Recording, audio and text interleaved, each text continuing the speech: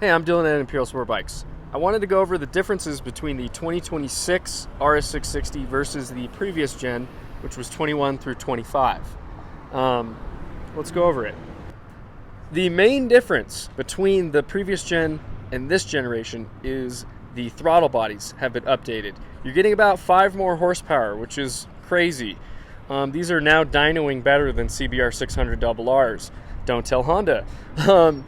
So on that note, the other big change is the aero. Obviously, it's thin. It's skinnier, I think, it just seems skinnier, but it's not. And then it has new aero. This aero works really, really well. In fact, Aprilia Racer Days here in Colorado, I actually had to change my riding style because there's just so much more front end downforce on this version. So yes, it works. It works way too well, honestly. It works super good. So much so that I had to kind of change my longtime RS660 style of riding because it just has way more downforce. Other than that, the other big difference that actually will matter to you is now the cruise control is no longer up here. It's this button right here. You just click and hold it, and that's what pops it up. You're welcome. Saved you a little bit of time there.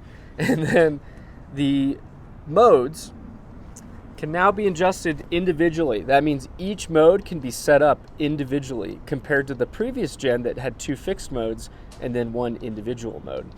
To get to the inside of the bike settings, you still hold this button here to the right, and then you've got this other setting for everything else. There is a race mode. There is a pit limiter and stuff like that. In reality, it's probably not something most people are going to use, but it would be nice if you're doing a track day or something. Other than that, everything else is pretty much the same. Now, on that note, the screen is new, the software is new. You've got a more RS660 or RS457 style HUD, which I like because I think this just brings it up to a modern gen. I do miss the shifter thingies, or the shifter lights, but that's okay. Can't have everything.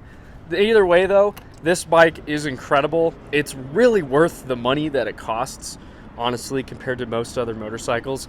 And you can also get a factory version of it that has Öhlins. Amazing. This one has a exhaust on it as well, and I'll go over that in another video.